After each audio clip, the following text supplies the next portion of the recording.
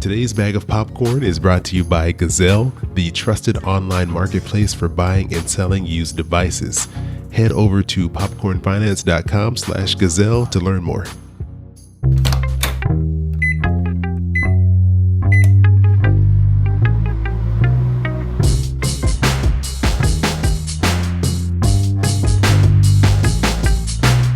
Hey, this is Chris. Hope you're doing well, and welcome to Popcorn Finance, where we discuss finance in about the time it takes to make a bag of popcorn. I appreciate you coming back and joining me again. And today we're going to talk about a topic that, I've had mixed feelings about in the past because there's always people out there who want to take advantage of others, but there's also something that could be helpful in specific situations, and that is debt consolidation. And I'm by no means an expert on this topic, so I've asked someone to come by and give us a little help. So today I'm joined by Leslie Tayne from the Tayne Law Group, and she has a really strong background in just handling debt. So before I even give you the background, I just want to introduce you to the show. So Leslie, how are you doing? I'm doing great today. Thank you for having me on. No, I appreciate you stopping by. Leslie has 20 years of experience in the practice area of consumer and business financial debt related services. So I thought you'd be the perfect person to come in and give us a little background on debt consolidation, because I think in certain situations, this would be something that's very helpful. And because of my skeptical background, I want to start with the cons of debt consolidation. So if you could give us a couple of examples of what are some things people should look out for when it comes to these debt consolidation programs. So the first thing that you should be aware of is what is debt consolidation. Debt consolidation is a pretty generalized term to encompass a couple of different programs or even loan services. So the first thing you need to be aware of is what is the debt consolidation that you're looking at. As far as the con side, sometimes I too am skeptical given the number of years in practice I have in debt resolution. Number one con side of that is it doesn't actually get rid of your debt. It actually moves your debt from one type of product into another. So what that means is that if you have credit card debt and you're trying to consolidate it and you're putting it into a loan so that you reduce 5 payments into one, you haven't actually gotten rid of the debt. You've just transformed it from 5 payments into one. Now, that might be your goal and that might work for you, but the reality is if you're looking to get rid of debt, then that would not be necessarily helpful. Okay, so it's important to know this is not getting rid of any of the actual debt you have. It's just more so making it more convenient by putting in, like you could say, like one package versus multiple lines of credit that you might have sitting out there. That's correct. It definitely makes things more convenient. That would be a positive, and it could reduce your payment or your interest rate. So those are some positive features to it. But the first thing that anybody has to do when they're looking at a debt consolidation program is go to yourself and ask yourself, what are your goals? If your goal is to eliminate your debt, that may not be the best route. If your goal is to make things more convenient, then that might work for you. Okay. And what is something else that people should look out for when they're looking at these debt consolidation programs? So there's a lot of fees when it comes to debt consolidation loans and programs. So when you're looking at a loan, and very often you have to be careful because there could be advertising or information that you've read about a debt consolidation program that is really simply either a bankruptcy or it is a loan. And if that's not the product that you're looking for, then you should definitely move on. So be careful, read between the lines. Don't be afraid to ask questions. Ask a lot of questions. There's nothing wrong with that. And anybody that you're speaking to you about a product or service related to finances should be eager and happy to answer any of your questions. Keep in mind that it's not a one size fits all. So even if it worked for your cousin, your brother, your uncle, your neighbor, that doesn't mean that that program is right for you. Debt programs and debt resolution and financial decisions are individual. There's so much like your DNA or your fingerprint.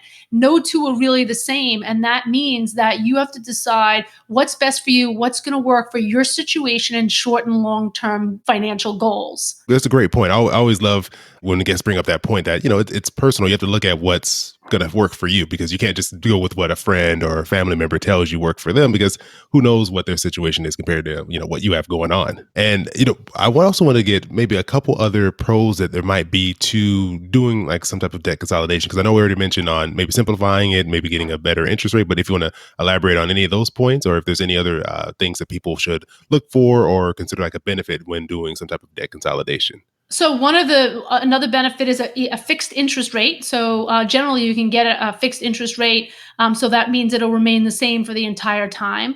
One stop paying, since you're putting all your accounts into this one payment, you potentially could have a lower payment and a Mm. shorter payoff period. Remember, if you only make the minimum payments on your credit cards, you can be paying that from 28 to 32 years. You might find a debt consolidation loan or program that reduces that considerably.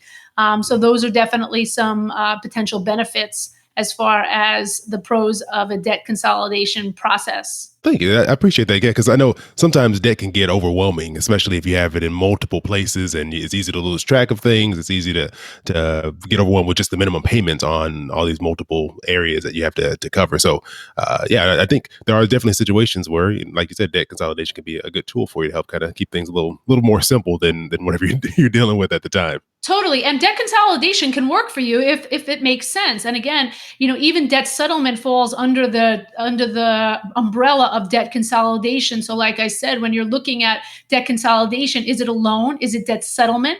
Is it a bankruptcy? What really is it? But and you want to know what it is. But there's a lot of programs out there that are very easy to do online by clicking a couple of buttons. But you definitely want to do your research, because what ends up happening in many cases is that people do these debt consolidation programs, but they haven't resolved the underlying issue of, let's say, cash flow. And then all of a sudden I get a phone call saying I have credit card debt and a debt consolidation loan. Now, what do I do? So it's so important to be in the know. And part of being in the know is being really honest with yourself about your goals, your needs, and really what's in the best interest for you, your family, and if you have a business, that as well. And I think that's a great point. You have to really figure out why you got into the situation in the first place before trying to come up with a quick fix, because, like you said, it's very easy to just fall back into to old habits. So, no, I Totally. appreciate you making that point at the end there. So thank you, Leslie. I appreciate it. And before we get out of here, where can people find out more about you and keep up with what you have going on, and maybe reach out and ask a question if they have something is on their mind? Sure. So I am all over the internet. My last name is spelled Tayne. So you can find me at taynelaw.com, taynelaw.com. And we are on all social media: Twitter, Facebook, LinkedIn, Instagram. We're Facebook, we're everywhere. The book is lifeanddebtbook.com. That can be found also through that website or on Amazon. Thank you. I appreciate you coming on and sharing some of your knowledge with us. I definitely have learned more, and I hope this has been helpful to everyone listening. But I'll put links to how people can get in contact with you into the show notes. That way they can reach out if they have any questions. Fantastic. All right. Thanks, Leslie. Take care.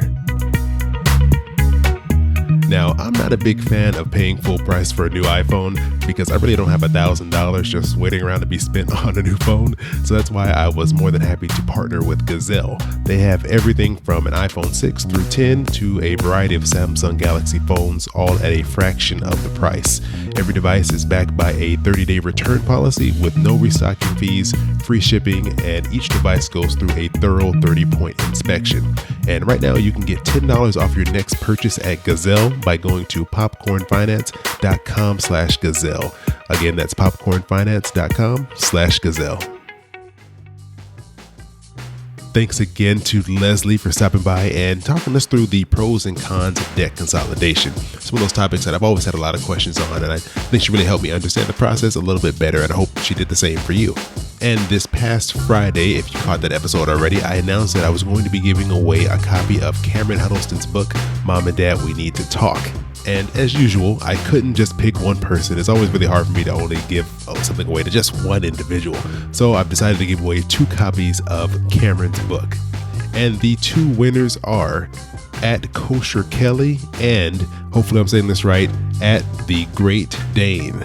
Hopefully I got those 2 Instagram handles right. I always pronounce them wrong, so let me know. But I will be sending out messages to both of you to get your contact information. That way we can get those books out to you right away. And my goal is to do more of these giveaways throughout the year here on Popcorn Finance. So if you're not already subscribed, make sure you do so that way you can catch all the new episodes as they come out, and hopefully you have an opportunity to get something for free, because if you're like me, who doesn't love something free? I mean, but yeah, if you're enjoying the show, please make sure you're subscribed and leave a review. I always love hearing from you and getting your feedback on what you're enjoying about the show. I will be back again next week, but until then, I appreciate you joining me here for another bag of popcorn.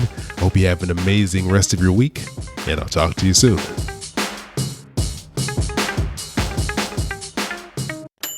Your boy keep it poppin' like Mary Poppins.